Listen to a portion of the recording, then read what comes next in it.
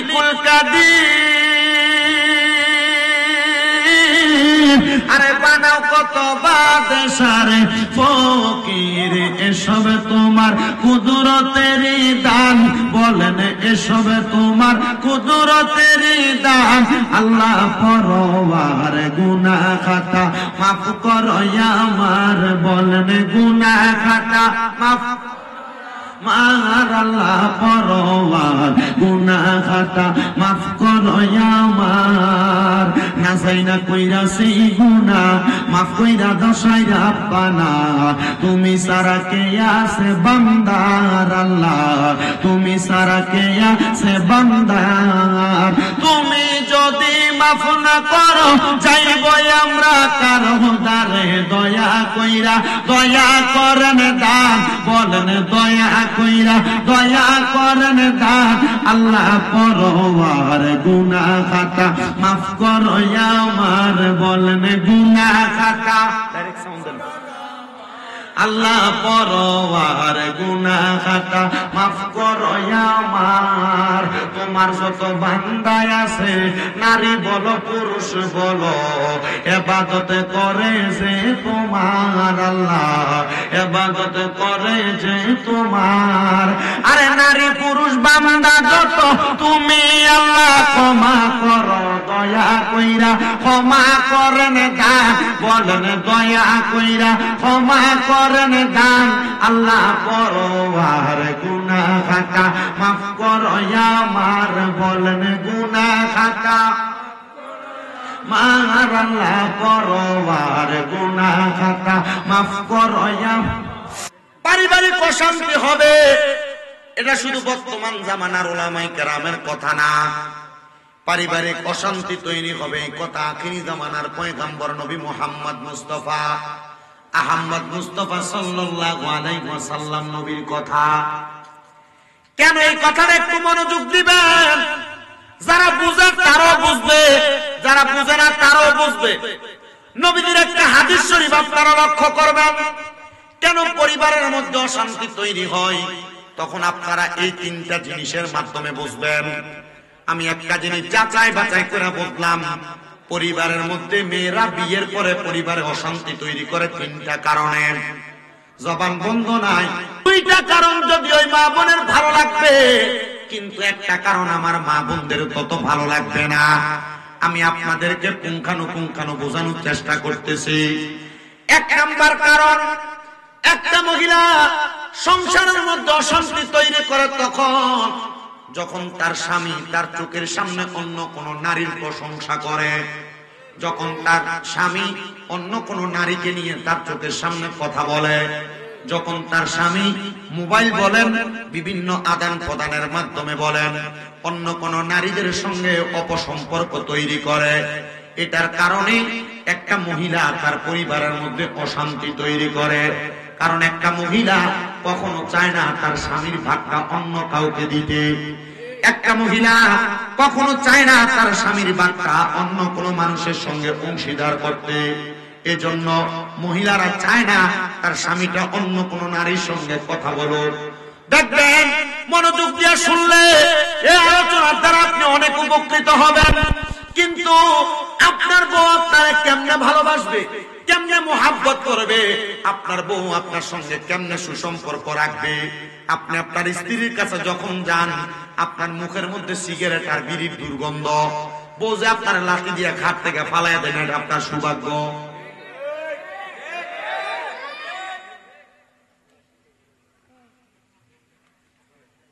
একটু মনোযোগ দেন।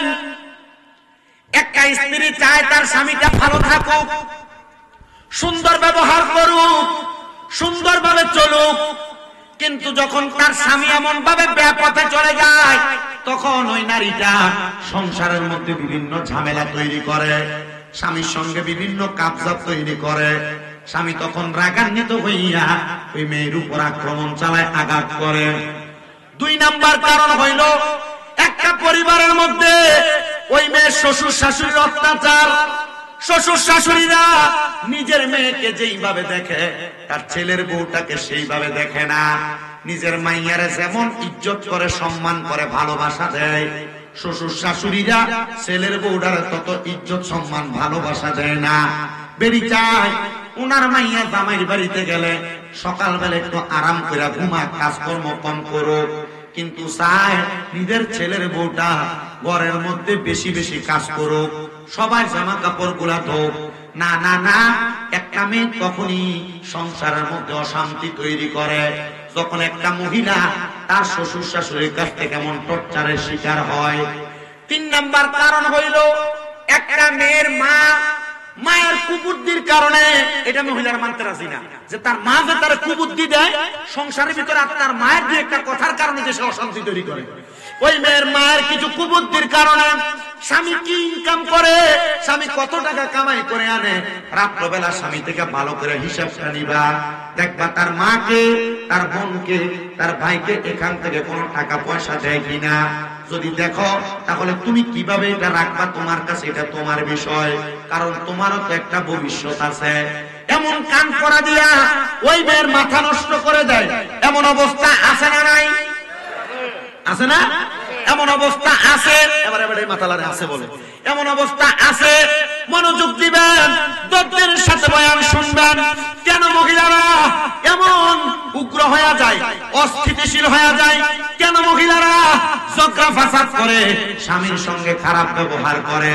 যদি না করতো ওই ছেলেটা এমন ভাবে বিচার দিত না। এবার আসেন, আল্লাহর নবী বলে একটা পরিবারের মধ্যে একটা মহিলার কারণে 4 প্রকারের পুরুষ মানুষ দুজকের মধ্যে চলে যাবে। এর মধ্যে 1 নাম্বার কারণ হইল মহিলারা বেপরদা চলাফেরা করা। যেই মহিলারা বেপরদা চলাফেরা করে, উগ্রভাবে মসজিদে, মার্কেটে, দোকানে, বাজার হাটের মধ্যে চলাফেরা করে, অথবা অনেক মহিলাদেরকে দেখবেন গার্মেন্টস, অফিস, আদালতে চাকরি করে। এগুলা করার কারণে সে তার নিজের ইনকাম দিয়ে সংসার চালানোর কারণে সে মনে করে আমার স্বামীর আবার কিসের পাওয়ার, আমি আমার টাকা দিয়ে সংসার চালাই, আমার কথার উপরে কোনো কথা চলবে না। আর আল্লাহর নবীর প্রখ্যাত হাদিস বিশারদ হযরতে আনাস ইবনে মালিক রাদিয়াল্লাহু তাআলা আনহু বলে, যেই ঘরের মধ্যে কোন মহিলার কথায় সংসার চলবে, কোন মহিলা তার স্বামীকে ধমক দিয়ে কথা বলবে, কোন মহিলা তার কথা দ্বারা তার পরিবারকে, ঘরকে পরিচালনা করার চেষ্টা করবে, মনে করবা জাহান্নাম বেশি দূরে নয়, ওই মহিলাকে দিয়ে আল্লাহ তাআলা জাহান্নামের লাকড়ি বানাইবো। বলে হুজুর কেন? শুনেন বাবারা, আপনি আপনার স্ত্রীটাকে 1 নাম্বার আল্লাহ তাআলার কোরআনের আইনের মাধ্যমে চালাইবেন। আল্লাহ কয় ওয়াকরনা ফি বুয়ুতিকুন্না ওয়ালা তাবাররাজনা তাবাররুজাল জাহিলিয়াতিল উলা। আল্লাহ কয় হে জগতের মানুষ, তোমরা তোমাদের মহিলাদেরকে জাহিলিয়া যুগের মহিলাদের মতো বের হতে দিবা না।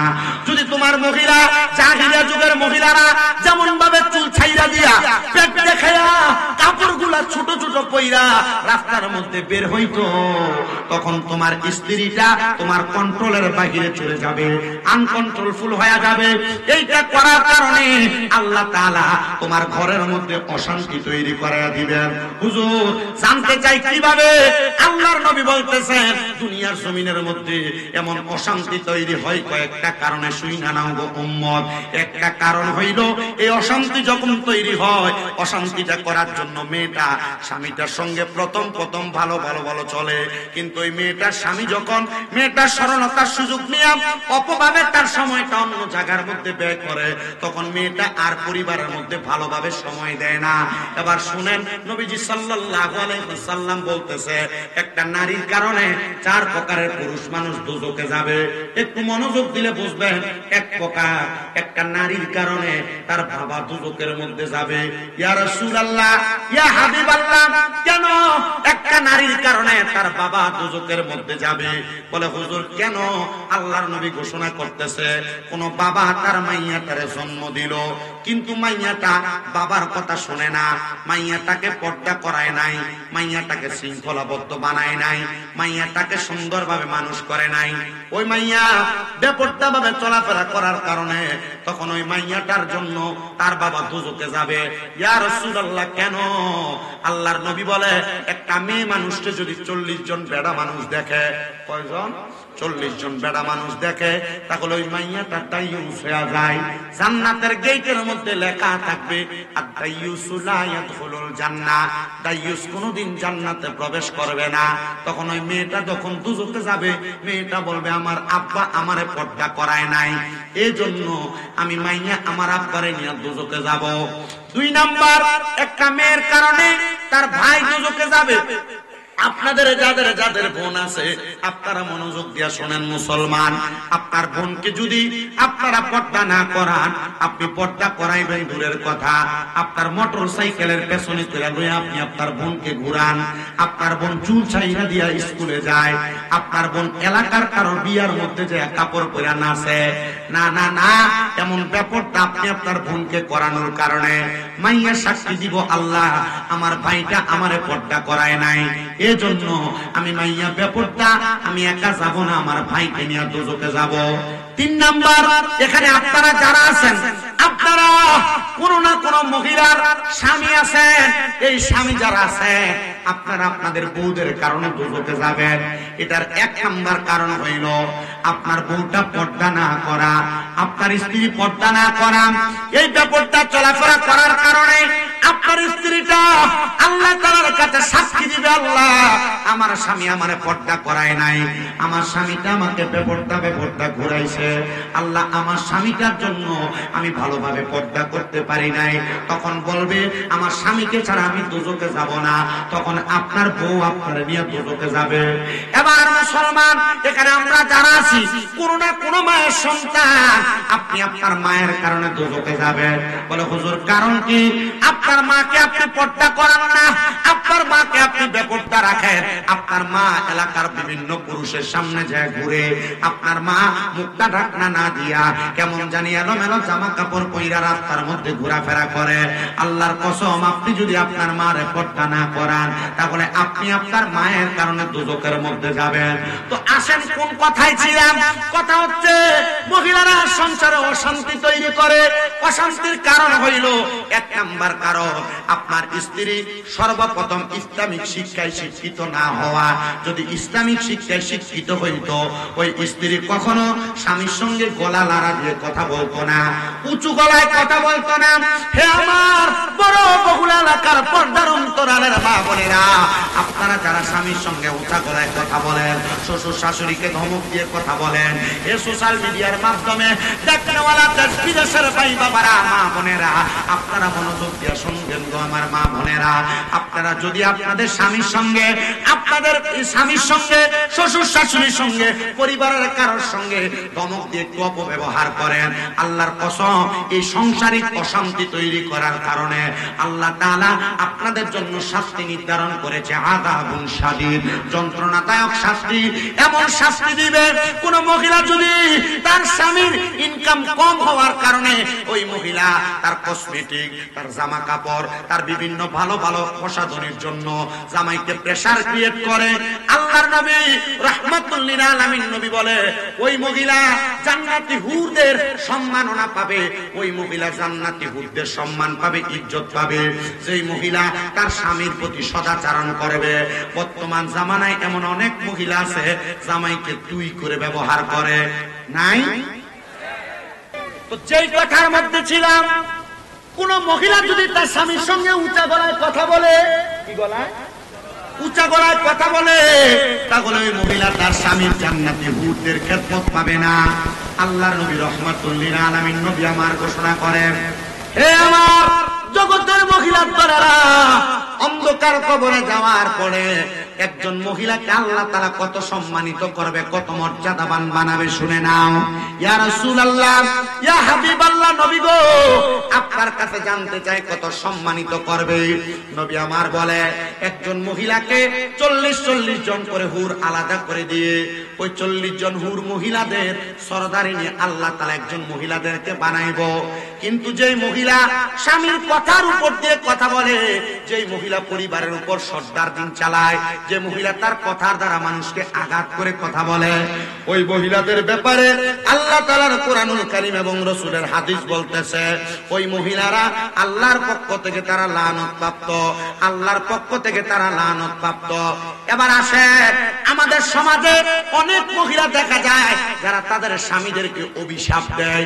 আল্লাহর গজব করুক তোর উপরে। কথায় কথায় যদি একটু উলট পালট হয়ে যায়, সন্তানদেরকে অভিশাপ দেয়, এমন আছে না অনেক। আব্বা কথা বললো না, মোবাইল চালাও, সমস্যা নেই। কেমন নবী আমার বলে, আমি নবী যখন মেরাজের মধ্যে গেলাম, নবীর মেরাজ হয়েছে না, মেরাজের মধ্যে যাওয়ার পর আল্লাহ তাআলা আমি নবীকে দুইটা নিদর্শন দেখাইছেন। একটা হলো জান্নাত আর একটা হলো জাহান্নাম। জান্নাত দেখলাম বড় সুন্দর, কিন্তু আমি নবীজি মেরাজের মধ্যে যাওয়ার পর জাহান্নাম যখন আমি নবী দেখলাম, আমি দেখলাম জাহান্নামের মধ্যে 3 শ্রেণীর মহিলাদেরকে শাস্তি দেওয়া হইতেছে। ইয়া রাসূলুল্লাহ, ও মায়ান নবী কারা? নবী আমার বলে, 1 নাম্বার আমি নবী দেখলাম এক প্রকারের মহিলাদের চুলের মধ্যে ধইরা আগুনের মধ্যে উপর থেকে তাদেরকে সেক দেওয়া হইতেছে। ইয়া রাসূলুল্লাহ, কোন জাতের মহিলা যাদেরকে চুলের মধ্যে ধইরা আগুনের মধ্যে সেক দেওয়া হইতেছে? নবী আমার বলতেছে ওই মহিলা, যে মহিলার মাথার চুলের খোপা বাঁধার সময় ওটের কুজের মতো তার চুলটাকে উঁচা করে বাঁধতো। আপনি তাকায় দেখেন, আপনার ছেলের বউ, আপনার মেয়ে, আপনার স্ত্রী, আপনার বোন এমন করে উঁচা করে চুল বাঁধে, তার মাথা যদিও কপাল সমান, কিন্তু তার চুলটাকে এমন উঁচা করে বাঁধে, এটা ওটের সুড়ি যেটাকে বলে আমাদের কুমিল্লার ভাষায়, ওটের কুজের মতো উঁচা করে বাঁধে। নবী বলে ওই মেয়েদেরকে জাহান্নামের আগুনের মধ্যে সেক দেওয়া হচ্ছে। ইয়া রাসূলুল্লাহ, আর কোন মেয়েদেরকে দেখছেন? নবী আমার বলে 2 নাম্বার এমন অনেক মহিলাদেরকে দেখেছি যাদের স্তনের মধ্যে গরম আগুনের রড লাগায় দিয়া এদের শরীরটাকে আগুনের মধ্যে সেক দেওয়া হচ্ছে। নবীজি ওই মহিলা কারা? নবী আমার বলতেছে ওই মহিলা হলো তারা যারা পোশাক পইরাও উলঙ্গ ছিল।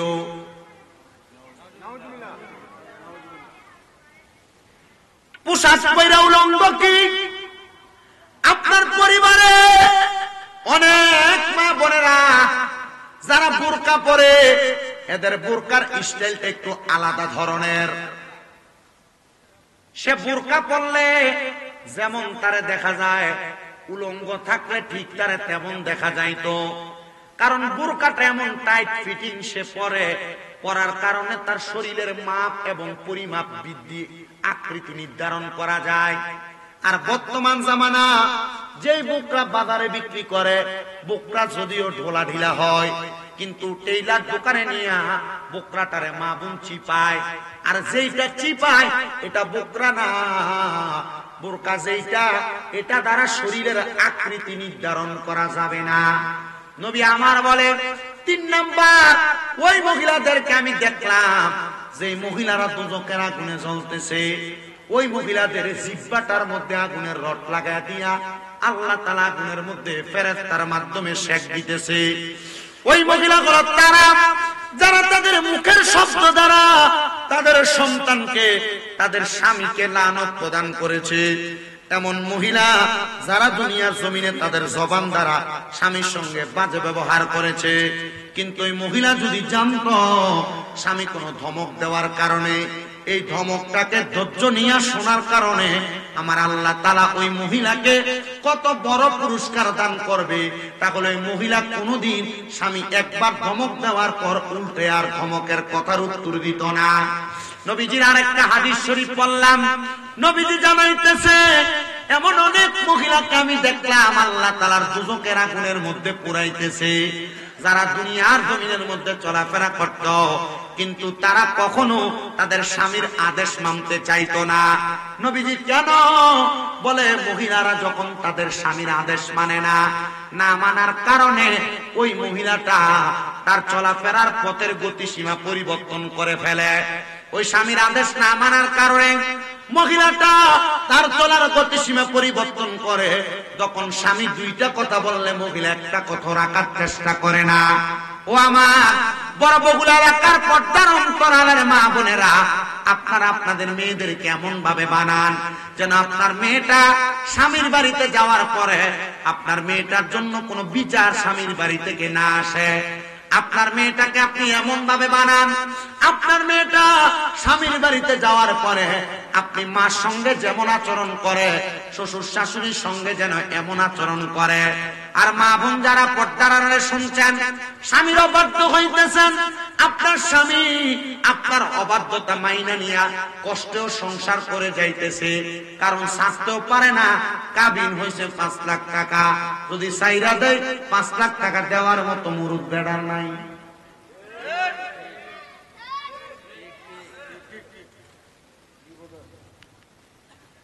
বড় বিপদে বড় টেনশনে পড়ে পুরুষরা সংসার করে। আপনার স্বামী ইনকাম করে মাসে 15,000 টাকা, আপনি আপনার স্বামীর কাছে 1 মাসের মাথায় একটা 3 পিস কান, এটার দামি 1000 টাকা। তো 15,000 থেকে 1000 টাকা যদি আপনার 3 পিসের পেছনে যায়, একবার চিন্তা করলেন না আপনার স্বামী তার সন্তানের পড়ালেখার খরচ চালায় কোথা থেকে? বর্তমান বাজারে 1 বস্তা চাউলের দাম 3200 টাকা, সর্বনিম্ন যদি কিনতে যান 360 টাকা। আমি আমার মাদ্রাসায় একবার কম দামি চাউল দই খাওয়াই, এটার দামও 360 টাকা লাগে।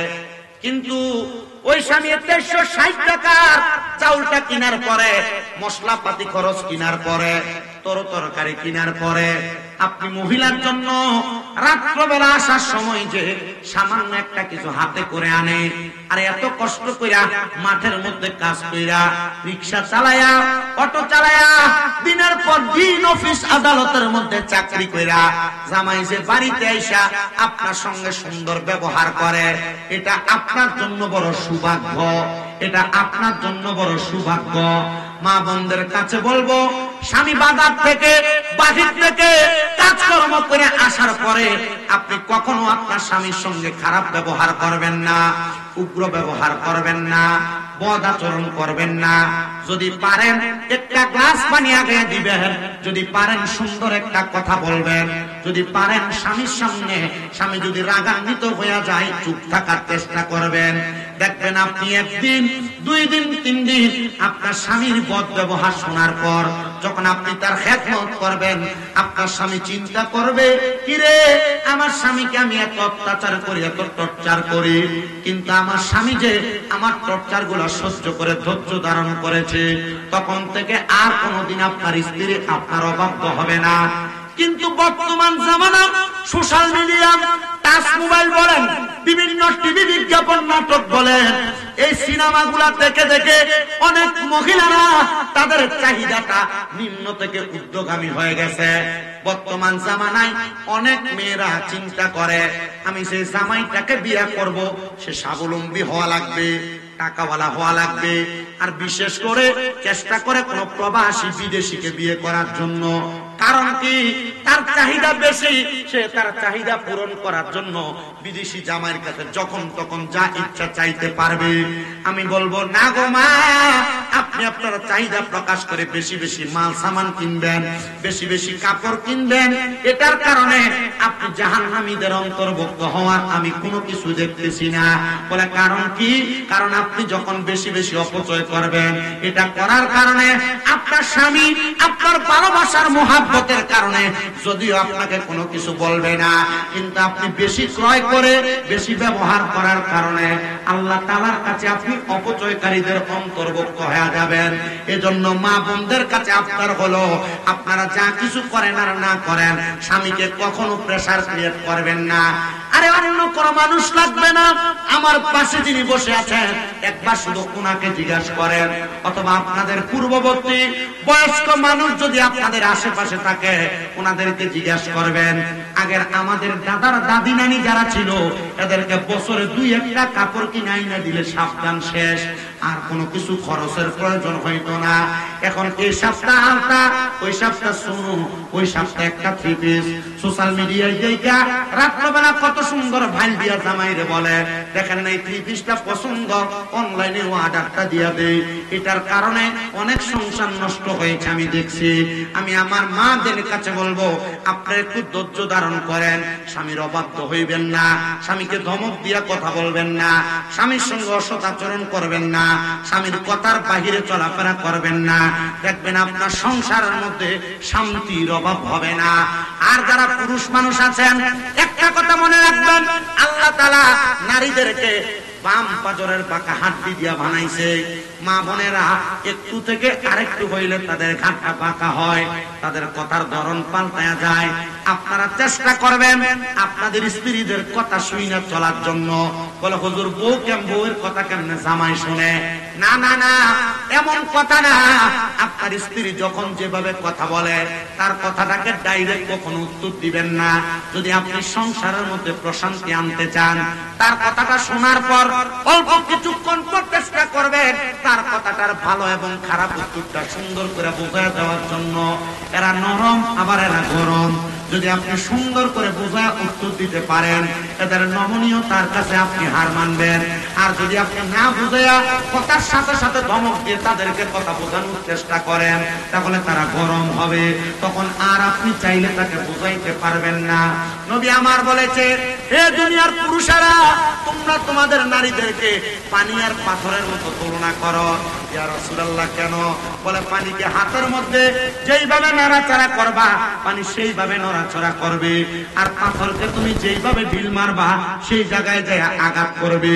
যদি তুমি তোমার স্ত্রীকে পানির মতো সুন্দরভাবে ব্যবহার করে পরিচালনা করো, তুমি তোমার পানিটাকে যে কোনো আকার আকৃতি দিতে পারবে, যে কোনো আকার আকৃতিতে পরিচালনা করতে পারবে। যদি পাথরের মতো ঢিল মারো, খারাপ ব্যবহার করো, উগ্রতা প্রকাশ করো, দেখবা তুমি কখনো শান্তি পাবে না।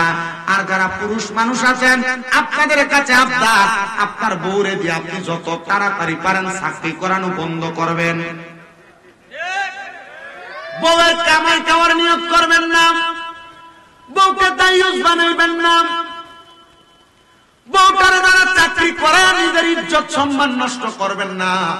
কারণ সে চাকরি করতে যখন যাবে বিভিন্ন রকমের পুরুষদের সাথে তার কথাবার্তা হবে, চলাফেরা হবে, তখন তাদের সুন্দর মায়াবী কথা শুই না সে যখন ঘরের মধ্যে আসবে, তখন আপনার চেতওয়ালা রাগান্বিতওয়ালা কথাগুলা তার ভালো লাগবে না। তখন সে অন্য পুরুষে আসক্ত হইয়া আপনি পুরুষের প্রতি সে নিশক্তি হয়ে যাবে। তখন আর ঘরেরটা ভালো লাগতো না, বাহিরেরটা ভালো লাগবো। খারাপ ব্যবহার শুরু হবে। এজন্য বউকে দিয়া চাকরি করাইতে বড় সাবধান, বউকে দিয়া চাকরি করাইতে বড় সাবধান, কাজ করাইতে বড় সাবধান। বউয়ের টাকা খাইবা, আমার মনে হয় না বেডা তুমি আসলে একটা বেডা মানুষ। বলে হুজুর কার সাথে তুলনা করলেন? তুলনা করলাম না। আবার অনেক পরিবারের মহিলারা অভাব অনটনে পইরা তারা চাকরি করার জন্য যায়। মা বোনদের কাছে বলবো, আপনারা যদিও চাকরি করেন, আপনার চাকরির টাকা পয়সা ইনকামের পাওয়ার দেখাইয়া আপনি কখনো স্বামীর উপর দিয়ে কথা বলার চেষ্টা করবেন না। নচেত আপনি জাহান্নামী, আপনি জাহান্নামী, আপনি জাহান্নামী। এবার আমি আপনাদেরকে চাক্ষুষ একটা কথা বইলা দেই রে বাবা। নবীজির কন্যা খাতুনে জান্নাত হযরতে ফাতেমাতুজ জাহরা রাদিয়াল্লাহু তাআলা আনহা নামটা প্রথম শুনি নাই, নামটা আমরা এর আগে আর অনেকবার শুনেছি। ওনার নামে আশিক রাসূলরা বড় সুন্দর করে একটা গজল লেখছে। খাতুনে জান্নাত মা গো, খাতুনে জান্নাত মা গো, ফাতেমা আমার, এ বিশ্ব জগৎ মাগো করিলেন উজার, এ বিশ্ব জগৎ মাগো। তুমি নবী নন্দিনী, মাওলা আলীর জানের জিগার, হাসান হুসাইনের জননী। তুমি নবী নন্দিনী, মৌলা আলীর জানের জিগার, হাসান হুসাইনের জননী, জিনারা জান্নাতের যুবকের সরদার, জান্নাতের যুবকের সরদার, তাদের জননী। এ বিশ্ব জগৎ মাগো করিলেন উজাড়, খাতুন জান্নাত মাগো, খাতুন জান্নাত মাগো, ফাতেমা আমার। এ বিশ্ব জগৎ মাগো করিলেন উজাড়, জান্নাতের নারীদের সরদারিনী, তুমি মা জননী গো নবীজির নন্দিনী। নবীর যত নারী উম্মত, নবীর যত নারী উম্মত, জান্নাতে তোমারই সাথী। এ বিশ্ব জগৎ মাগো করিলেন উজাড়। এবার আল্লাহর নবীর হাদিস শরীফের দিকে তাকান। আল্লাহর নবী বলে, আল ফাতেমাতু সাইয়্যিদাতুন নিসা, জান্নাতের মহিলাদের সরদারিনী। হে আমার বড় বহুলা এলাকার পর্দার অন্তরালের মা বোনেরা গো, সোশ্যাল মিডিয়ার মাধ্যমে দেখনেওয়ালা মা বোনেরা, আপনারা মনোযোগ দিয়ে শোনেন। আপনারা মারা যাওয়ার পরে আল্লাহ তাআলা আপনাদেরকে যে মা ফাতেমার লগে জান্নাতে দিব, ওই মা ফাতেমা ওনার স্বামীরে কত ভালোবাসতেন, কত মুহাব্বত করতেন, কত আদর যত্ন স্নেহ করতেন। একদিন খাতুনে জান্নাত ফাতেমাতুজ জাহরা রাদিয়াল্লাহু তাআলা আনহার স্বামী হযরতে আলী রাদিয়াল্লাহু তাআলা আনহু ওনার ঘরের মধ্যে বসা। খাতুনে জান্নাত ফাতেমা বলে, আমি দেখলাম আমার স্বামী জানতা কত সুন্দর করে বসা, আমি আমার স্বামীকে আমার মাথার চুল দ্বারা তার কদম মুছে দিয়েছিলাম। ও বন্ধু, নবীর কন্যা খাতুনে জান্নাত ফাতেমার জীবনী যখন পড়লাম, দেখলাম ওনার জীবনীর মধ্যে উনি ওনার স্বামীর খেদমতটা মাথার চুল দিয়া মুছে দিছে। তো আপনারা যারা বসছেন, আপনাদের স্ত্রী আপনাদের সঙ্গে এমন কাজ করে কিনা আমার জানা নাই। তবে মা বোনরা, আপনারা যারা পর্দার অন্তরালে শুনতেছেন, যদি পদক্ষেপ থাকতো মা বোনের দিকে আঙ্গুল দিয়া দিয়া বলতাম, আপনার স্বামী রাত্রবেলা একটু গরম পানির কথা বললে আপনি আপনার শরীরের গরমে আপনি গরম পানি করে দেন না। অনেক মা বোন আছে যে, কিন্তু তাদের কথা বললাম না, যারা স্বামীকে এমন খেদমত করে না, আমি শুধু তাদের কথা বললাম। অনেক মা বোনেরা, আপনাদের স্বামী আপনাদেরকে কোনো কথা বললে কথাটাকে ততটা গুরুত্ব দেন না। খাতুনে জান্নাত ফাতেমা বলে, আমার স্বামী হযরতে আলী কাররামাল্লাহু ওয়াজহুর সাথে আমার সম্পর্ক এমন ছিল, দুনিয়ার জমিনের মধ্যে এই সম্পর্কটা আমার আল্লাহ তাআলা কবুল করে নিয়েছে। আর ওই কবুলের কারণে আল্লাহ তাআলা আমার স্বামীটাকে আমি খাতুনে জান্নাত ফাতেমার সঙ্গে তুলনা করে বলছে, আমার স্বামী আমি ফাতেমার শরীরের অর্ধেক, আর আমি ফাতেমা আমার স্বামীর শরীরের অর্ধেক। এজন্য নবীর হাদিসও বলে, দুনিয়াতে কোন স্বামী যদি স্ত্রীর সঙ্গে রাত্রবেলা রাত্রি যাপন করে, সেই স্বামী স্ত্রী যেন দুনিয়াতে এক বালিশের মধ্যে ঘুমায়।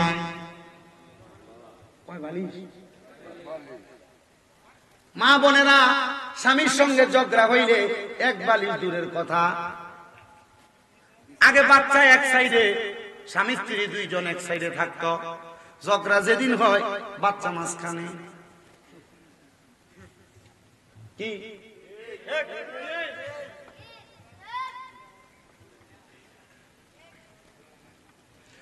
অন্যদিন একসাথে ঘুমাইলে যদি একজন আর একজনের সঙ্গে রাত্রবেলা কথা হইতো, ওই দিন পিছ দিয়া ঘুমায় থাকে।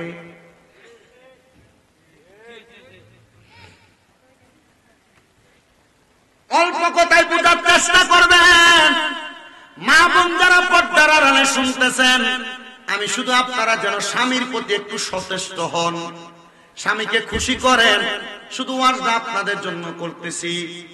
আল্লাহর নবী বলে, যদি দুনিয়ার জমিনের মধ্যে কোন স্বামী তার স্ত্রীর প্রতি নারাজ হইয়া রাত্রবেলা ঘুমায়, অথবা কোন স্বামী তার স্ত্রীকে রাত্রবেলা তার বিছানার মধ্যে ডাকলো, ওই মহিলা তার স্বামীর ডাকের মধ্যে সাড়া দিল না, নবীর হাদিস, তার স্বামীর ডাকের মধ্যে সাড়া দিল না, তাহলে আল্লাহ তাআলার অসংখ্য ফেরেশতারা সারা রাত্র পর্যন্ত ওই মহিলাকে অভিশাপ দেয়।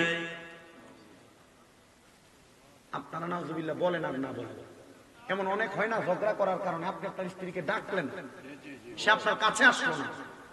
এখন অনেক অবিবাহিত ছেলেরা আছে, ছোট বাচ্চারা আছে, ওয়াজ যদি আরো বেশি গভীরে যাও, এ সমস্ত গোপনীয় বিষয়গুলো বলার জন্য সেমিনার প্রয়োজন। সেমিনার যারা বিবাহিত তারা থাকবে শুধু।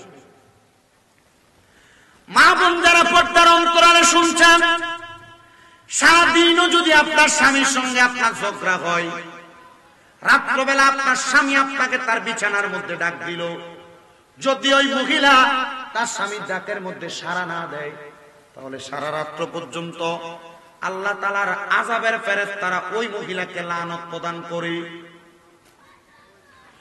তো হুজুর, স্বামীর ডাকে কেমনে সাড়া দিব আমাদের তো জানতে বড় ইচ্ছা হয়। নবী আমার বলে, কোন মহিলার চুলার মধ্যে গরম ভাত রান্না করতেছে, ওই ভাত টকবক করে ফুইটা উতরায়া পড়তেছে, যদি এমন টাইমে তার স্বামী তাকে ডাক দেয়, ওই ভাতকে সামলানোর আগে ওই মহিলার উচিত হবে তার স্বামীকে সামলানো।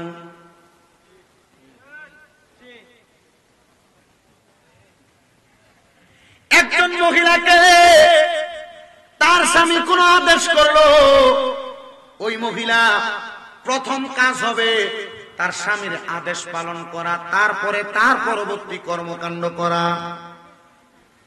এ মা বোনেরা, আপনার স্বামীর অনুমতি ছাড়া আপনি তো বাবার বাড়িতে যাওয়া পর্যন্ত নিষেধ। কোথায়? বাবার বাড়িতে যাওয়া পর্যন্ত নিষেধ। কিন্তু আপনি মহিলা স্বামীর অনুমতি নিবেন দূরের কথা, পুরা হবিগঞ্জ বাজারটারে মাত্র 100 টাকার একটা ওন্না কিনবার লেগে ঘুরেন।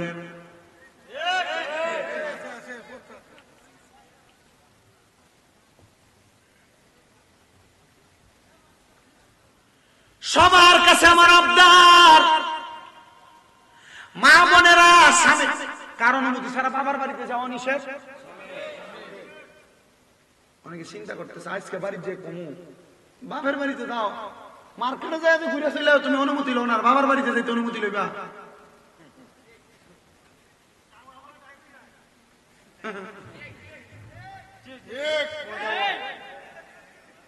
আপনার কষ্ট হয়? ওয়াজ যদি শুধু এই সাবজেক্টের উপরে শেষ হয়, রাজি আছেন ইনশাআল্লাহ? এরপর আমরা মিলাদ ক্যাম্প করে মুনাফিক দিয়ে লাগবে, কারণ কেটা কইছে এটা হাতার ফতার নাই, ওয়াজ কামের ওয়াজ তো জিকির, এটা পরে বলে, ওয়াজটা শেষ করি, অসুবিধা হবে না আপনাদের? তাহলে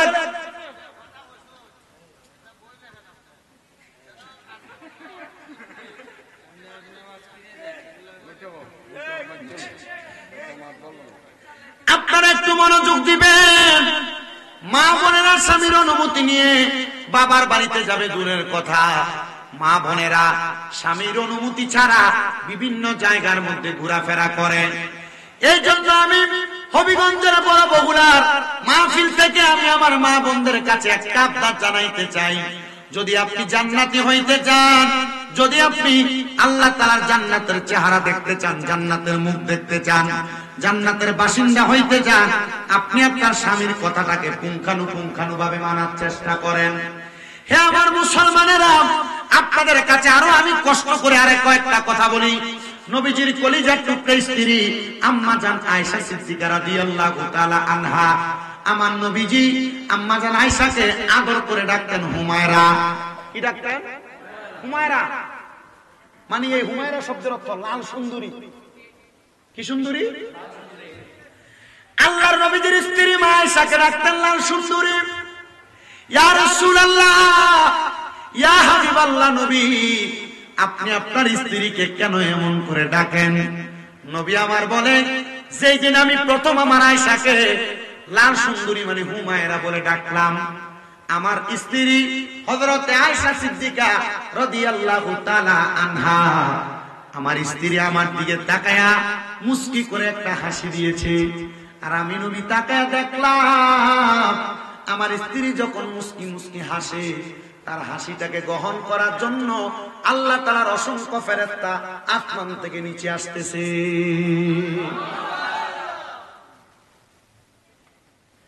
আর আপনার সমাজে পুরুষরা যদি যে কোনো জায়গা থেকে ভালো রোমান্টিক কোনো কথা শুনে বউরে আইসা সুন্দর একটা নাম বইলা ডাকে, বেরি উত্তর দেয় আজকে কোন দিয়ে সান উঠছে,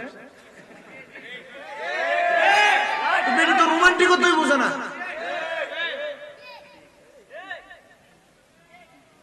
এখন এটা কেন হয়? কারণ আপনি পুরা বছর বেডিকে সুন্দর করে ডাক দিবেন কি নির্মা, তো বেডি আপনারা কি লেগে কইবা যে কোন দিয়ে সান উঠছে, কারণ আপনি আজীবন এর গাইলেছেন মুখ মারা নিছি, ঠিক আছে নি? আপনি তার মা বাবার নাম ধরে গালি দিচ্ছেন, এখন আর আপনি সুন্দর করে ডাকলে হ্যাঁ আর এটারে ভালো মনে করে। নবীজি বলছেন, এবার কি শুনেন, আপনারা যারা বউরে গালি দেন, আপনার বউ যে উল্টা পাল্টা এমনি হয়ে যায়, আপনারও যে দোষ নাই এটা মনে করেন না। প্রথম বলছিলাম একটা মহিলা খারাপ হয় কয় কারণে? এক নাম্বার স্বামীর অভদ্রতা, স্বামীর পরকিয়া, দুই নাম্বার শ্বশুর শাশুড়ির অত্যাচার অনাচার, তিন নাম্বার মায়ের কান কথা। এর ভিতরে দেখেন এক নাম্বার আপনারা করেন কিনা? বউরে গালি দেয় না, মা বাবার নাম তুলে গালি দেয় না। আল্লাহর নবী বলে তোমরা তোমাদের স্ত্রীদেরকে মা বাবার নাম তুলে গালি দিবা না। নবীজি কেন? নবী আমার বলতেছে আমি নবী মহিলাদের বাবা। আচ্ছা আপনি আপনার বউরে গালি দিলেন, তার মা বাবার নাম ধরে গালি দিয়ে পড়বো কার উপরে? রসুল উপর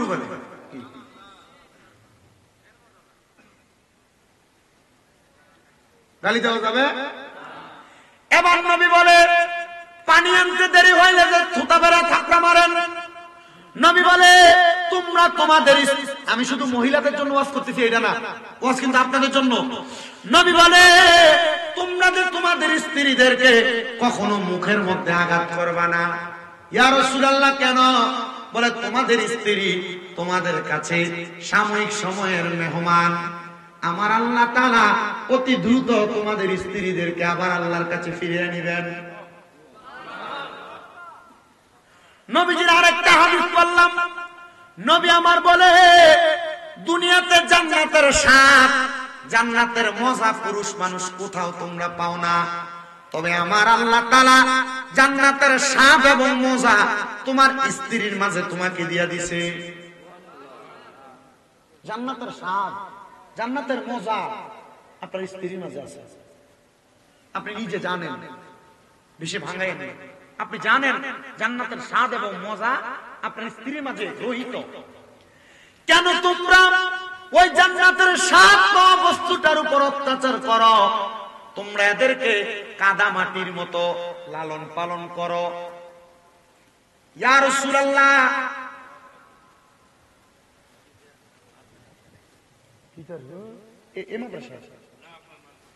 ওয়াজ কামে লাগছে আজকে বাইজে কইবেন মনে হয় হুনসুনি হুজুর কি দাবিছে। আল্লাহ কবুল করো, আমিন কর, আর ধরে কোন আমিন। ওরে আজকালকার নারী গনে ওরে স্বামীদেরকে ঘরে রেখে রাস্তাঘাটে যায় গো তারা, রাস্তাঘাটে যায় গো তারা রাইউসের বেশে। সাবধানে তাকিও নারী পর্দার আড়ালে, বলেন সাবধানে তা হাদিসে হারামে লেখে অন্য দেখিলে, আরে হাদিসে হারামে লেখে অন্য দেখিলে, সাবধানে তাকিও নারী পর্দার আড়ালে। নবী আমার বলে তোমরা তোমাদের স্ত্রীদেরকে কাদা মাটির মতো লালন পালন করো। ফেক ফেক, আপনারা কি বলেন? ফেক না? এই ফেকটাকে আপনি চাইলে এটাকে দিয়া ডেক্সি বানাইতে পারবেন, পুতুল বানাইতে পারবেন, যেমন ইচ্ছা তেমন আকৃতি প্রদান করতে পারবেন। নবী আমার শিখিয়ে দেয় তোমরা তোমাদের স্ত্রীদেরকে প্রথম থেকে এমন ভাবে লালন পালন করো যেন যখন যা বলবা তখন তা হয়। তা আপনি তো এটা করেন না। বউ প্রথম আসার পরে পাইছি, আবেগের কারণে বউ যেমনে যা বলে আপনি তা করতে সুযোগ করে দেন। আপনি যদি আপনার মাইন্ডটাকে ইসলামিক মাইন্ড বানাইতেন, আপনার বউকে আপনি বলতেন আমি ছাড়া তোমার চেহারা যেন আমার ছোট ভাইও না দেখে। আর আপনি আপনার বউরে বলেন ডাক্তারের কাছে নিয়ে দেওয়ার জন্য আপনার ছোট ভাইরে। গত জুমায় নবীর হাদিস শরীফ পড়লাম, নবী আমার বলতেছে একটা মহিলার জন্য তার দেবর মানে জামাই ছোট ভাই হলো কাল সাপের মতো, মৃত্যু সমতুল্য। কাল সাপ কামড় দিলে যেমন ভাবে মানুষ মারা যায়, একটা মহিলার দেবরের সামনে গেলে কাল সাপের দংশনের মতো গুনাহ হয়। আর আপনার বৌদি তার দেবরের বিয়ার ভিতরে এক লগে হলুদের মধ্যে ডান্স মারে। কই ডাক তো দিলেন না, তো বউ অবাধ্য হইলে কেন ডাক দেন? আপনার বউ নষ্ট হওয়ার পেছনে এক নাম্বার কারণ আপনি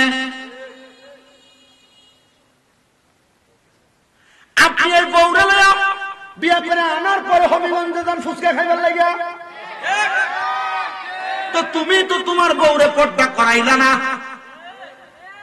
বউ তোমার কাছে 10টা আবদার করবে, আবদার মিঠাইবা তবে ঘরের মধ্যে।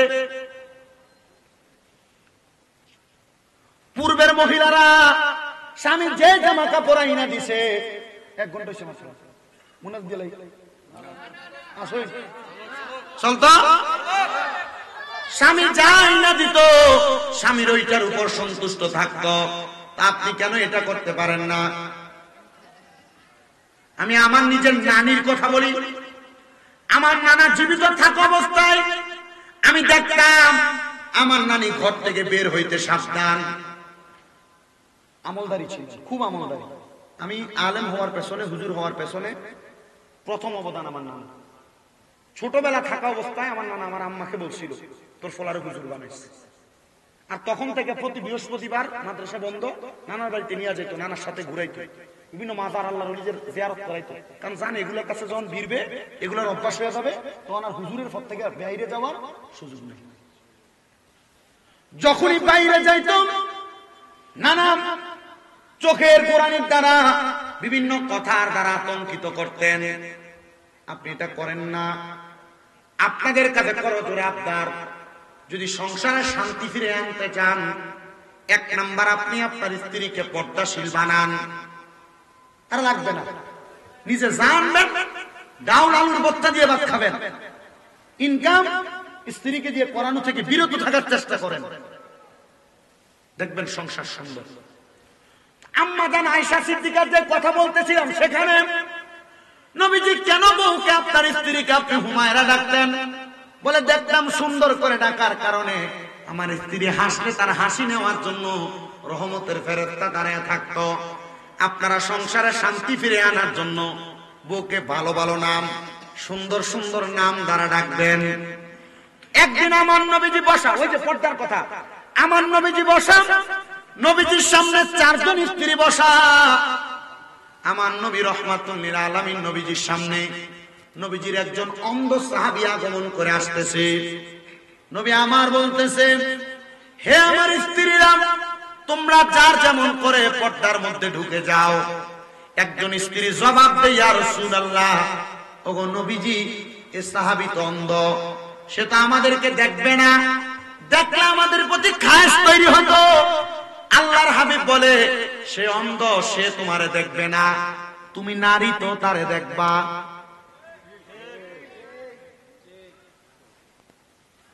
তুমি নারী তো দেখবা, তুমি দেখার কারণে তোমার নিজস্ব ধারণা পাল্টাতে পারে।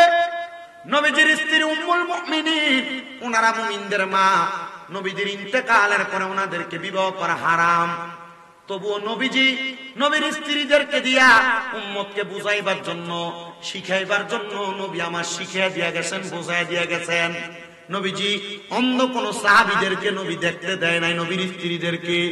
আর আপনাদের স্ত্রীরা অন্ধ মানুষ দূরের কথা, আপনারা অটোমেটিকলি বিভিন্ন পুরুষের সামনে নিয়ে যান। সাবধানতা অবলম্বন করেন, যতদিন এগুলা ঠিক করবেন না সংসারে শান্তি পাবেন না। অন্য কোন নারী বেমেসাল, অন্য নারী যারা মার্কেটে ঘুরে, এদের সাথে মিশতে দিতে সাবধান।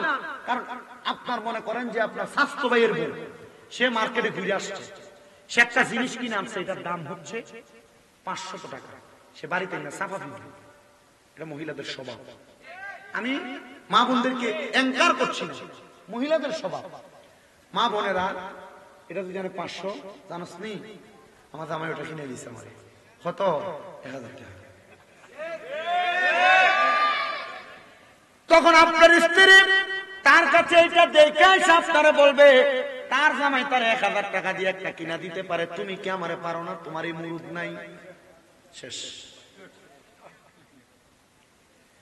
এই জন্য বাবার বাড়ি দূরের কথা, একটা মহিলা স্বামীর অনুমতি ছাড়া ঘরের বাহিরও যাবে না।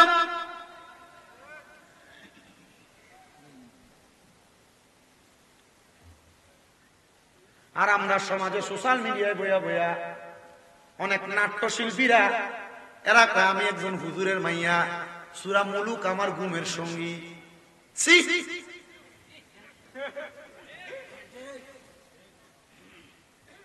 সূরা ইয়াসিন না পড়লে আমার ঘুমই আসে না। এ ব্যাকরণ সূরা ইয়াসিন না পড়লে ঘুম আসে না। এ ব্যাকরণ কেমনে সিনেমার সামনে আসলো? মুখে এখন তোরে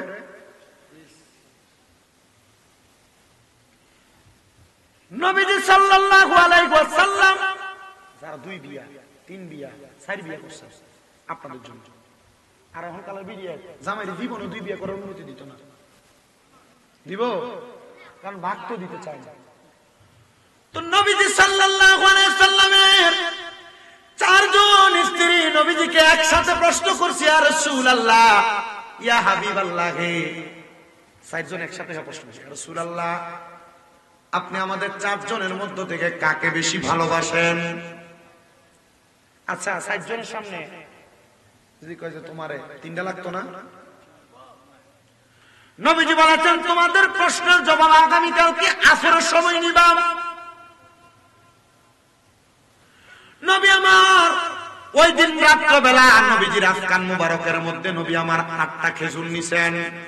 কয়টা? 8টা খেজুর নিছেন। 8টা খেজুর থেকে একজন স্ত্রীর ঘরের মধ্যে যাইয়া, হুজরার মধ্যে যাইয়া নবী আমার 2টা খেজুর বাহির কইরা একটা নবী নিজে খাইলেন, আর একটা নবী তারে খাওয়াইলেন। 2টা খেজুরের দানা বিচি নবীজির হাত মুবারকের মধ্যে নিয়া নবী আমার ওই স্ত্রীর কাছে দিয়া বলছেন, এটা তোমার কাছে রাখবা, তবে সাবধান, বাকি 3 জন জানতে পারবে। সেম কাজ অন্য স্ত্রীদের কাছেও করেছেন।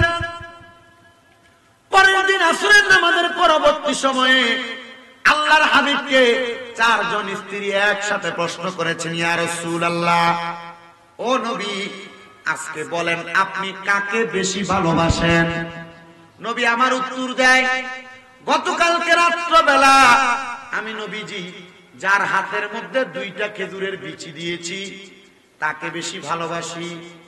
নবী আমার তাকে দেখেন 4 জন স্ত্রীর মুখের মধ্যে হাসি দেখা যায়। হুয়াল্লাযী আরসালা রাসূলাহু বিল হুদা, এতটুকের মধ্যে মনে রাখেন আল্লাহ তাআলা বলছেন এমন একজন রাসূল আমাদের কাছে পাঠাইছেন হেদায়েতের বাণী দিয়া। ওই রাসূলের সংসারে যদি অশান্তি থাকতো আমরা হেদায়েত পাইতাম না। রাসূল এমন ভাবে সংসারে প্রশান্তি তৈরি করেছেন। আরে আপনি তো এক বউ সামলাইতে পারেন না, রাসূল একসাথে 4 জন স্ত্রীকে সামলাইছেন একমাত্র হিকমতের মাধ্যমে। মাথা গরম করবেন না স্ত্রীর সাথে, কারণ আল্লাহ তাআলার ঘোষণা একজন নারীর সাথে 2টা করে শয়তান নিযুক্ত তাকে পথভ্রষ্ট করার জন্য। আরেকটা ওয়াকিয়া বলি, শুনবেন, এটা শুনলে হাসিও পাবে, আবার সংসার পরিবর্তন হবে। প্রখ্যাত মুহাক্কিক আলেম আল্লামা শেখ সাদী রহমাতুল্লাহ আলাইহি, নাম শুনছেন না? এটা আমরা যে বুড়িসঙ্গে শেখ সাদী আব্দুল্লাহ সাদেক ফুরি হুজুর, এটা না, ওনার নামে নাম আরো শেখ সাদী রহমাতুল্লাহ আলাইহি। ওনার জীবনী থেকে আমি শুনলাম, আমি পড়লাম। আল্লামা শেখ সাদী ওনার ছাত্রদেরকে পড়াইতেন। একদিন আল্লামা শেখ সাদী একজন ছাত্র দুপুর বেলা আসছেন ওনার কাছে পড়ার জন্য। কি করার জন্য? আল্লামা শেখ সাদী তাকে পড়ানোর পরে ওই ছাত্র দুপুর বেলা বাড়িতে চলে যাবে আহার করার জন্য। আল্লামা শেখ সাদী কয়, বাবা বাড়িতে এখন যাওয়া লাগবে না, কিছু পরে যাও। হুজুর কেন? আজকে দুপুরের খাবারটা আমি হুজুরের সাথে খাইয়া তারপরে যাও। আলহামদুলিল্লাহ। ছাত্র বলে আমি অপেক্ষা করলাম। কিছুক্ষণ পর আমার উস্তাদ ঘরের মধ্যে যাইয়া আল্লামা শেখ সাদী ঘরের মধ্য থেকে বের হওয়ার আগ পর্যন্ত আমি শুনলাম আল্লামা শেখ সাদী যে ওনার স্ত্রীকে বলতেছেন, স্বামী স্ত্রী খাবার কি রেডি করেছ? আমার ছাত্রকে নিয়ে আমি আহার করব। স্ত্রী উত্তর দিচ্ছে, হে স্বামী, কি খাবার রেডি করব? রান্না করার জন্য লাকড়ির ব্যবস্থা নাই। কি? ছাত্রটা চিন্তা করতেছে, ওস্তাদের বাড়িতে লাকড়ি নাই, প্রত্যেকে রান্না। আল্লামা শেখ সাদী বলে, আমি আমার স্ত্রীর সাথে একটু রাগান্বিত হইলাম, বললাম একটু ব্যবস্থা করে কি রান্না করতে পারো নাই? লাকড়ির জন্য তুমি আমাকে এই কথা বললা। আল্লামা শেখ সাদীর স্ত্রী রাগান্বিত হইয়া, এখন না এই কি বলে ডেক ডেক গুলার, এখন না কিসের ডেক এগুলা? অ্যালুমিনিয়ামের। আগে কি অ্যালুমিনিয়ামের আনতো? কি এর খাতি? মাটির ফাইল্লাতে আনতো। আল্লামা শেখ সাদীর স্ত্রী রাগান্বিত হইয়া উনি ওই মাটির ফাইল্লাটা হাতের মধ্যে নিয়া আল্লামা শেখ সাদীর মাথার মধ্যে ফাটাইছে। কোথায় ফাটাইছে? ওই যে বউ রাগ করে মাঝে মাঝে ফেটটা, মনে করেন যে সসম্যান না আছে আজকে গ্লাসের আওয়াজ হয় না, এটা মহিলাদের স্বভাব, মাইনে নেওয়ার চেষ্টা করে। আল্লামা শেখ সাদীর মাথার মধ্যে ফাটাইছে। তো ফাইলার যে কাঁচা, এ কাঁচা আল্লামা শেখ সাদীর গলার মধ্যে আটকে আছে। আল্লামা শেখ সাদী বলে, আমি সাথে সাথে আমার স্ত্রীকে জবাব দিলাম, আমি তোমার প্রতি রাগ হই নাই, তোমার প্রতি নারাজ হই নাই। আর আমরা বেড়া যদি হইতো ঠাস করে কানে গেলে একটা সত্য হইতো। আল্লামা শেখ সাদী বলে, আমি তারা আমার কথার মায়ের কাছে বিচার করে ফেলাইছি। বলে কি বিচার? আমি তার উত্তর দিলাম, ঠিক আছে, যেহেতু তুমি আমাকে রাগান্বিত হইয়া মারলা, আমার গলায় যে ডেগের কাঁচা তুমি দেখতে পাও, আমি এখন বাহিরে যাব, আমার এলাকায় ঘুরে ঘুরে বলবো, দেখো আমার স্ত্রী আমার কত ভালোবাসে, আমার স্ত্রী আমার আদর করে ডেগের কাঁচা আমার গলার মধ্যে পরাইয়া দিছে। আল্লামা শেখ সাদী বলেন, এই কথা বলার সাথে সাথে আমার স্ত্রী একটা লাফ দিয়ে আমার পায়ের মধ্যে পড়ে গেছে। কারণ বউ চিন্তা করছে, এখন যদি জামাই যায় কয় যে বউ আমার আদর কইরা ভালোবাসা গলার ভিতরে ডেকের কাঁচা দিছে, মাথার ভিতরে তরকারি আর পানির দিয়ে অবস্থা, মাঝে বুঝবো যে ডেক দিয়ে বাড়ি দিছে। মানুষ আমারে খারাপ বলবে, জামাইরে খারাপ বলবে। মা বোন যারা পর্দার আড়ালে শুনছেন, আপনি একটা অন্যায় করেন, আপনার স্বামী আপনার নামে আপনার মার কাছে, আপনার ভাইয়ের বউয়ের কাছে, আপনার বোনের কাছে, অথবা আপনার পরিচিত কোনো বান্ধবীর নামে কাছে আপনার নামে বিচার দেয়, মনে করবেন না আপনি আপনার স্বামীর ব্যাপারে তার কাছে একটা উল্টা পাল্টা বইলে বাইচা যাবেন। কারণ ঘোষণা যেটা ঘটে রটে, তা কিছু হইলেও ঘটে। আপনি 10টা অন্যায় করেন নাই, স্বামী বিচার দিছে, এর মধ্যে একটা অন্যায় হলো আপনি করছেন। এমন কোন কাজ করেন না যে আপনার দোষের কথা আপনার স্বামী বাহিরের মানুষের কাছে বলা লাগে। আজকের ওয়াজ তরিকতপন্থী আশেকরার কাছে গরম মনে হইতেছে না, তবে এটা পারিবারিক জীবন, এটা কাজে লাগবে ইনশাআল্লাহ। এই ওয়াজ দিয়ে সংসার সুন্দর হবে। আল্লামা শেখ সাদীর স্ত্রী কদম ধরে বললেন, ও স্বামী, আল্লাহর রাস্তে আমারে মাফ করে দেন। আল্লামা শেখ সাদীর স্ত্রী মাফ চাওয়ার পর আল্লামা শেখ সাদী বলে, আমি আমার গলা থেকে ওই ডেগের কাঁচাটা খুলে ফেললাম, আমার শরীর পরিষ্কার করলাম, কইরা আমি বাহিরে আসছি, দেখলাম আমার ছাত্র বই খাতা সব গোছাইয়া কয়, হুজুর আমি যাইগা। হুজুর যে আওয়াজ আমি শুনছি, যে কথা আমি শুনছি, খানা এখনো রান্না হয় নাই। হুজুর আমি কামু দূরের কথা, আপনার পাতে আপনার পেটে আপনার রিজিকে খানা আছে কিনা সন্দেহ আছে।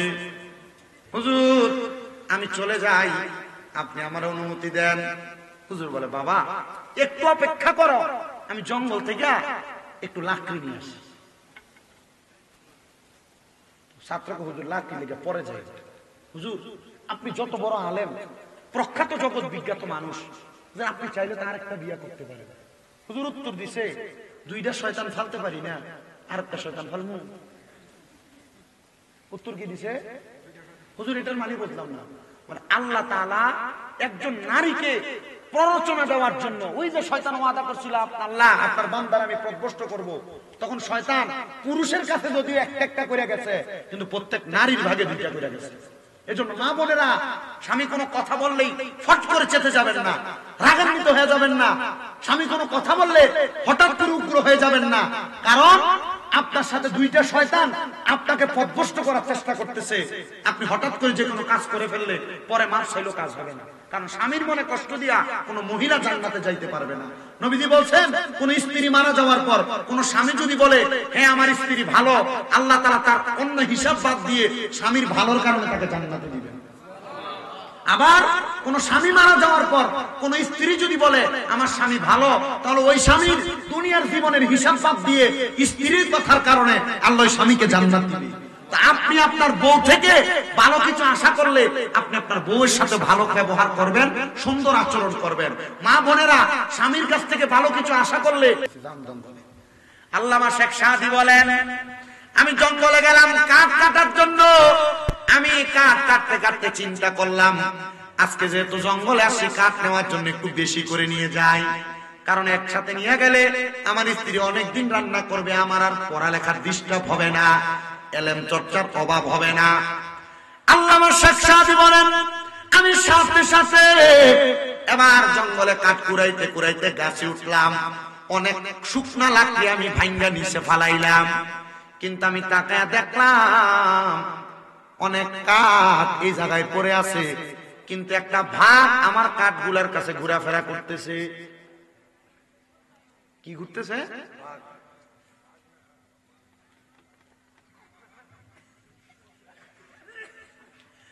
ভাগ ঘুরতেছে। আল্লামা শেখ সাদি বলে, আমি দেখলাম ওই ভাগটা আমি আল্লামা শেখ সাদিকে আক্রমণ করার জন্য একটু আড়ালে যায় বসছে। আমি নামছি, নামার সাথে সাথে আমি আমার লাকড়ি গুলাকে একসাথে করার পর দেখলাম অনেকগুলা লাকড়ি, আমার পক্ষে একা নেওয়া সম্ভব। উনি বলেন, আমি আবার ডাক দিলাম, ও জঙ্গলার ভাগ, আয় আমার সামনে আয়। লাকড়িগুলা বহন করার জন্য আমার কাছে আর কোন সহযোগী করার মতো মানুষ নাই, একটু কষ্ট করে আমার লাকড়িগুলো আমার বাড়ি পর্যন্ত পৌঁছায় দিবা।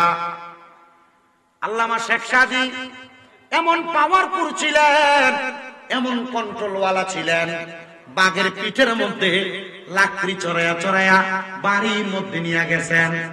ছাত্র বাহির হয়ে এমন অবস্থা দেখা কয়, হুজুর বাগদারে কন্ট্রোল করতে পারলেন, কিন্তু নিজের বউডারে কন্ট্রোল করতে পারলেন না।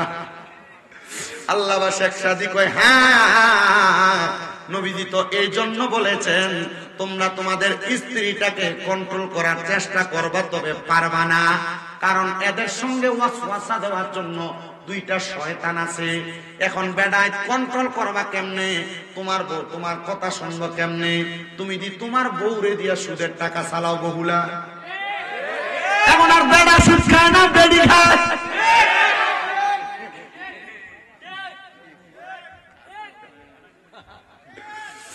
এখন সুদের কথা বেড়িয়াদের মাঝে বেশি। ও বন্ধু, বেড়াই তো খায়, তবে বেড়াইতের সুদের ব্যবসাটা এখন একটা আলাদা স্টাইল হয়ে গেছে। বলে হুজুর কেমনে? সপ্তাহ সুদ খায় না, 1 লাখ টাকা দিছে একজন রে, 1 বছর পরে 1,30,000 টাকা দেখুন আছে না নাই? আমার একজন প্রশ্ন করছে, হুজুর সুদখোর ব্যক্তির নামাজ রোজা হজ যাকাত কবুল হয়নি। আল্লাহর কসম, নামাজ রোজা তো পরের কথা, সুদখোরের দিকে কুত্তাও বালা করে ফিরে চায় না, কারণ সুদখোর ব্যক্তির ব্যাপারে কুত্তা আল্লাহর কাছে দোয়া করে, আল্লাহ আমারে সকালবেলা 2 ব্যক্তির মুখ দেখাইও না, একটা হলো বেনামাজি আর একটা হলো হারামখোর। আপনারা বহু এলাকায় সুদখোর কোন নাই, কিন্তু আপনারা আজও বলেন এই সুস্কুর বুস্কুর টিনে নিয়ে দৈরা মসজিদের সভাপতি বানায়, মসজিদের সেক্রেটারি বানায়, এলাকার প্রতিনিধি সর্দার মাতাব্বরির দায়িত্ব বানায়। যদি দিঘায় সুস্কুরে কেন বানাইলা, ও সুস্কুরই তো মসজিদের সামনের কাতারে সব ফ্যান দিছে, মসজিদে টাইস করে দিছে।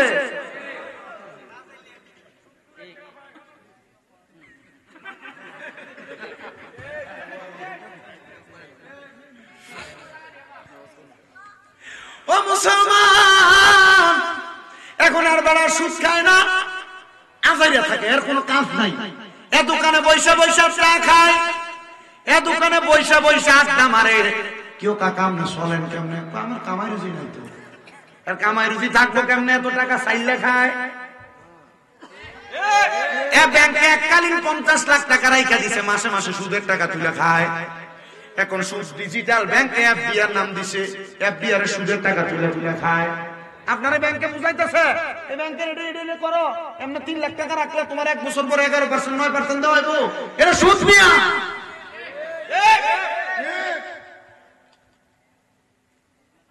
এফডিআর আর কি না আছে? ফিক্সড ডিপোজিট, ফিক্সড ডিপোজিট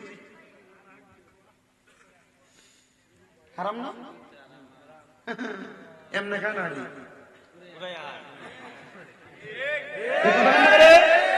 আমি জানি বেরিয়েতে সালাম ভাই তারা আর কত যুব সংগঠনের সবাই পেবো আগামী বছরে আগে যেটা ওয়াজ করছে সুন্দর করে এটারে দাওয়াত দিও। আমি কই বাবু 4 বছর আইছি, আগামী বছর আমারে বাদ দিও। আল্লাহ কবুল করো, আমিন কোন। মাহফিল করন লাগতো না, আপনারা যদি সব বছর ইন্টারনেট আরেক জায়গা করতাম, আমি যদি জানতাম 10:30 মাইক আরেকটা মাহফিল ধরে লেতাম, বাদশা করে চলে যেতাম। তো যেই কথা বলতেছিলাম, মা বোনদেরকে দিয়ে সুদের কারবার করায়, সুদকুরের নামাজ, সুদকুরের রোজা, সুদকুরের হজ, সুদকুরের যাকাত, দান সদকা, কোনো কিছু আল্লাহর কাছে কবুল হয় না। এবার এরা যা করুক আর না করুক কোনো লাভ হবে না। ও মুসলমান, ও নবীর উম্মতের দল, মা বোন যারা পর্দার অন্তরালে সুদের টাকা খাও, আর আপনারা পুরুষ মানুষ যারা সুদের টাকা লাগান, আপনারা সাবধান। এই সুদের টাকা আপনি খাইতেছেন কেন? এটারও একটা কারণ আছে। আপনার বউ চাহিদা বেশি পূরণ করতে পারতেছেন না, বেশি টাকার দরকার, সুদে টাকা লাগাইতেছেন। ওই সন্তান আপনাকে কবরের মধ্যে বাবা বলে পরিচয় দিবে না। যে সন্তানের খাওয়ান খোরাকের জন্য আপনি সুদের টাকা খান, ওই স্ত্রী আপনার জামাই বলে পরিচয় দিবে না। যে স্ত্রীর জন্য আপনি সুদের টাকা খাওয়াইয়া স্ত্রীর ভালো বানাইলেন, দামি ঘর বানাইলেন, আপনার মা বাবা আপনার পরিচয় দিবে না। ও সন্তান, কোন মা বাবার জন্য, কোন স্ত্রীর জন্য, কোন সন্তানের জন্য হারাম টাকা খাইলা? এখনই পরিত্যাগ করো। মুরগির গোশত, মাছ দিয়ে ভাত খাওয়া লাগবে না। প্রয়োজনে ভাতের মধ্যে পানি দিল্লা, লবণ দিল্লা খাইবা, কাঁচামরিচ দিল্লা খাইবা, শুকনা মরিচ দিল্লা খাইবা, তবু হারাম টাকা খাইল না। অনেকে মনে করে শুকুরের গোশত খাওয়া হারাম। আল্লাহর কসম, সুদের টাকা দিয়া খাসির গোশত, গরুর গোশত, দেশি মুরগার গোশত কিনা খাওয়া হারাম।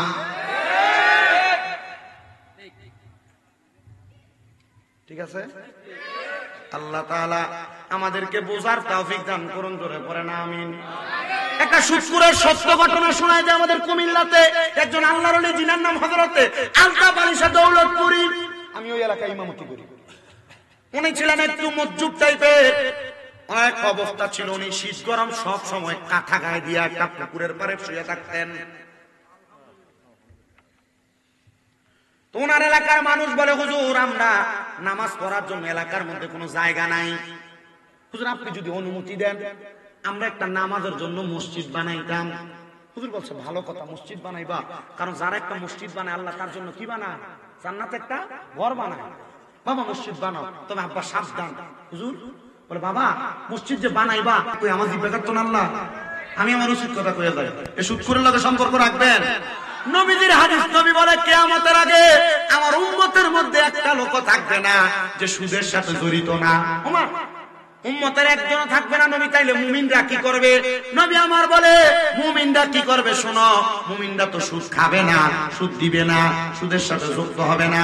মুমিনরা যখন কোন হারাম করার পাশে দিয়ে হাঁটবে, সুদখোরের গায়ের বাতাস মুমিনের গায়ে লাগবে। আমি সুদখোরের লোকে ভাইয়া বিটা বালা, মানে এত টাকা এটা হালকা টাকা দাও, এত অনেক গেলাম একটা চা খাওয়া। তখন বিচারের ভিতরে বললে সুদখোরের পক্ষে দেখবেন মানুষ আছে, ঘুষখোরের পক্ষে দেখবেন মানুষ আছে, হারামখোরের পক্ষে মানুষ আছে। কারণ চা খাবাইব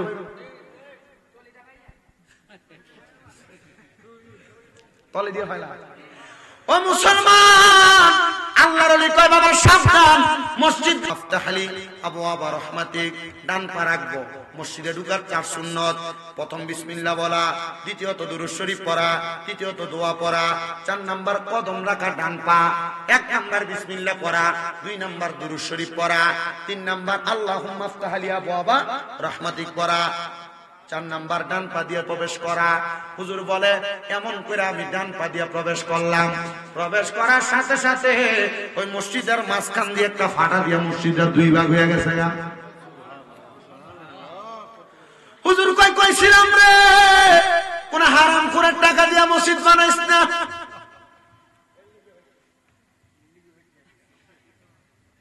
মসজিদে নামাজ পড়েন, শান্তি লাগে না? লাগবো কেমনে? মসজিদের ছাদরা ডালাই দেওয়ার সময় তো রডটি দিছিল সুদ করে। মসজিদে নামাজ পড়েন, শান্তি লাগে না? এসি আছে, ভাল লাগে না নামাজ পড়বার লেখা? মসজিদের এসি দিছে সুদ করে। মসজিদে নামাজ পড়েন, ভালো লাগে না? ফ্যান চলতেছে তবুও গায়ের মধ্যে কেমন জানি একটা গরম গরম ভাব লাগে, পাঙ্খাটি তো দিছে হারাম করে। মসজিদে নামাজ পড়েন, ভালো লাগে না? ইমাম সাহেব যত সুন্দর করে কেরাত করুক, ভাল লাগে না? আরে বেটা, ইমাম সাহেবের খানা দিয়ে রাখছে সুদখোরের ঘরে। আর যদি খানা সুদখোরের ঘরে না খাই, ইমামের চাকরি হই নাই। আহা, আমি বড় বাচ্চা খাওয়ার চেষ্টা করি, বাচ্চা, কিন্তু ভাই সাহেব আমি জানি না আল্লাহ আমার দোয়া কবুল করবনি। ইমাম হওয়ার কারণে কত মানুষের ঘরে খানা খায়, কিন্তু আমি দেখছি যদি অশান্তে কোন হারাম করে ঘরে খানা খায়, আমার পেটে অসুখ হয়ে যায়।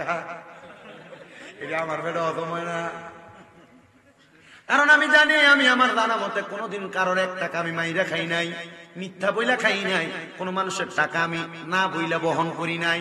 এটা আমার স্বভাব। আমার কাছে কেউ 1 টাকা পাওনা থাকুক এমন ভাবে আমি চলি না। আমার সঙ্গে কারো লেনদেন হবে, সে আমার প্রতি নারাজ হবে এমন আমি করি না। কেন? কারণ অন্য কোনো কিছু না, কারণ হলে আমি চিন্তা করি কারোর সাথে আমার 1 টাকা লেনদেন যদি সে আমার কাছে পাওনা থাকে, অথবা তার হারাম কোনো টাকা আমার পেটে ঢুকে, তাহলে আমার পেটের মধ্যে অসুখ হইব, কবর আল্লাহ মানে কি লাইব। মনে আছে না কত বছর মাহফিল কমিটি দাওয়াত দিয়েছিল কোনা হোসেনপুর? আল্লাহর কসম আমার জীবনে মাহফিল কমিটি দেখছি এটির মতো বেজ্জুত্যা বেশরম মাহফিল কমিটি আমি আর দেখছি না। এনে আমার আত্মবাদীরা দাওয়াত দিয়ে গেল না, এলাকা যাও না, আমার কাছে মনে হয়েছে এলাকা খাংলাইছে।